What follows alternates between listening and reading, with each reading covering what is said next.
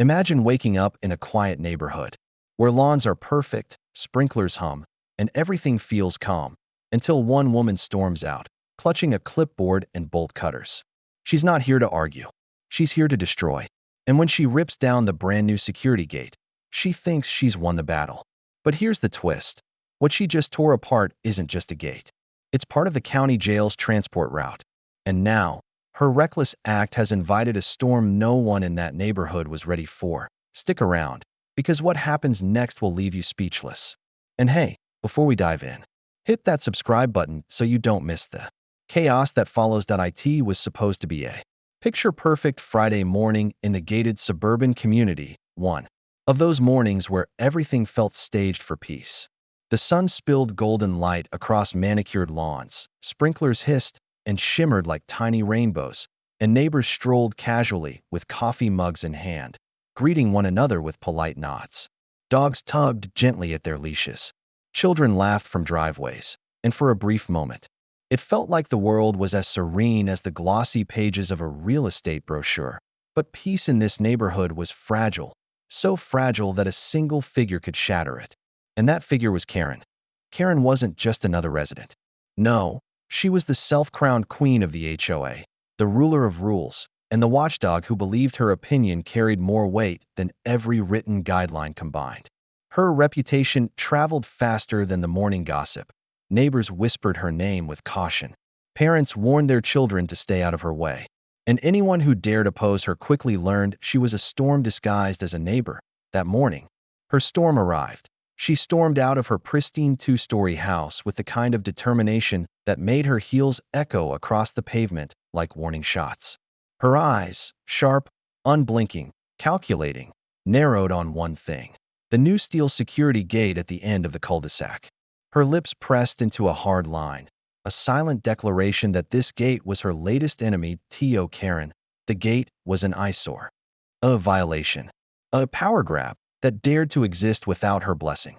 The sleek metal bars, freshly painted and gleaming in the morning light, stood tall as a symbol of safety to most, but to her, it was a slap in the face. Proof that decisions had been made without her approval. The irony? To everyone else in the community, it was just a gate. A simple, protective addition designed to keep the neighborhood safer, to deter intruders, and to give families a little more peace of mind. But to Karen, it was never about safety. It was about control, and Karen was not someone who tolerated losing control. Neighbors paused in their routines as they noticed her stance. The Wilsons, watering their flower beds, exchanged nervous glances. Mr. Alvarez, walking his Labrador, slowed his pace to avoid crossing her path. Even children riding scooters suddenly quieted, as if instinctively sensing the tension in the air. The gate hadn't been standing for more than a week, and already it had sparked the kind of drama only Karen could ignite. Her glare was electric, a silent warning that something was about to happen.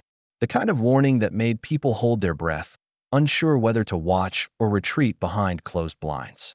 Because if there was one truth everyone in that neighborhood knew, it was this: when Karen got angry, destruction was inevitable. And as she stood there, arms stiff at her sides, fists tightening slowly, the message was crystal clear. This battle between woman and gate was only just beginning. By noon, the calm of the neighborhood had vanished, replaced by the crackling tension that seemed to follow Karen wherever she went. The sun was high, baking the sidewalks, and yet she marched with the cold determination of a general heading into battle. In one hand, she clutched her ever-present clipboard, the symbol of her authority, crammed with bylaws, complaints, and hastily scribbled notes. In the other, gleaming like a weapon of war, she carried a pair of bolt cutters. Her footsteps were sharp, each one echoing against the pavement as she approached the gate. The air seemed to still. Curtains fluttered as neighbors peeked nervously from their windows. Phones tilted discreetly, recording the scene. It wasn't every day you saw someone challenge county property, but if anyone was bold or reckless enough, it was Karen. "This gate is coming down," she barked, her voice slicing through the quiet afternoon. "Nobody approved it. Nobody consulted me. This is my neighborhood, and I won't allow it." Her words rang with a dangerous mix of pride and fury. Some neighbors exchanged uneasy whispers. Others simply stood frozen. A few even muttered under their breath, "Here she goes again." But still, no one dared step forward. The weight of her presence, the fire in her eyes, made confrontation feel impossible. She snapped the bolt cutters open with a violent click, the sound alone enough to make several onlookers flinch. With a swift motion, she clamped them onto the chain securing the gate. Snap! The steel links gave way with a sharp metallic clatter. Tumbling to the ground like broken shackles, gasps rippled through the crowd. A child clutched their mother's arm. Someone whispered, "She didn't just do that." But Karen wasn't finished. With the precision of someone who had prepared for this moment, she went after the bolts next. The cutters strained, the metal groaned, and finally, clank. Another piece loosened, falling onto the pavement. Sweat beaded on her forehead, but the determination in her expression never wavered. She was consumed, possessed almost, by the idea of proving she was in charge. Then came the pulling. Karen gripped the gate with both hands, yanking with all her strength. The heavy structure resisted, but her anger gave her fuel. She pulled again, jaw clenched, veins straining in her neck. And then, thud, the entire security gate gave way, crashing down onto the asphalt in a cloud of dust and ringing metal. The sound echoed through the cul-de-sac like a gunshot, bouncing off the walls of pristine homes and into the stunned silence that followed. For a moment, nobody moved. Nobody breathed. It was as if time itself had frozen to witness the audacity of what had just happened. And then, Karen straightened her back. She stood over the fallen gate like a conqueror surveying the ruins of her enemy. Her arms crossed proudly over her chest, her breath heavy but victorious. Her smirk spread slowly across her face, daring anyone to challenge her triumph. She believed she had won. She believed she had restored order, reclaimed control, and shown the neighborhood who truly held the power. But in her arrogance, she never once considered the bigger picture. Never once wondered why the gate was there in the first place. And as she basked in her false victory, the invisible storm she had just unleashed was already rolling toward her, one far more powerful than any HOA argument she'd ever fought. What Karen didn't know, what none of the gossiping neighbors knew, was that the gate wasn't just a neighborhood upgrade. It wasn't even installed by the residents. It was a county-mandated structure, part of a secured route used for transporting jail inmates from the county detention center to the courthouse. That gate wasn't about HOA rules. It was about safety, control, and keeping dangerous criminals from ever getting a chance at escape. And now, because Karen thought she was above the law, the county's most critical security checkpoint was lying twisted on the asphalt at first. Karen strutted proudly back to her porch, sipping iced tea like she had won a great battle. Then the sirens started. One, then two, then three police cruisers roared down the street.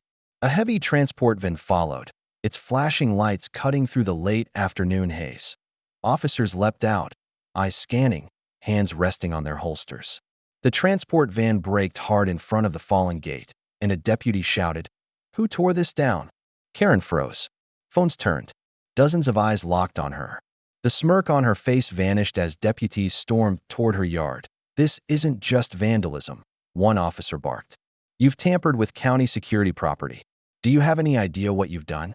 Karen stammered, I was protecting our neighborhood rules. That gate was against code." The officer's voice cut like steel. "That gate was protecting you from the people in that van." The entire neighborhood watched as Karen's bravado crumbled. She tried to argue, tried to protest, but her words only dug her hole deeper. The deputies wrote citation after citation, explaining that county property damage was no small offense. The transport van sat idling, the inmates inside restless, the air tense with the possibility of disaster. Finally, Karen was escorted away, her clipboard confiscated, her reputation shattered. The same neighbors she once bullied now whispered with satisfaction. The gate was rebuilt, stronger, taller, and this time with cameras to make sure no one, not even Karen, dared touch it again. And in the weeks that followed, one phrase became legend in that quiet suburb: "Don't mess with the county's gate." Because when Karen ripped it down, she didn't just pick a fight with her neighbors. She picked a fight with the law, and the law always wins. And that, neighbors, is how one woman's battle with a gate turned into something far bigger than she ever imagined. Actions have consequences, and sometimes They come faster than you think. That if you enjoyed this story, don't forget to like, comment, and share it with your friends. And of course, hit that subscribe button so you never miss the next shocking HOA drama.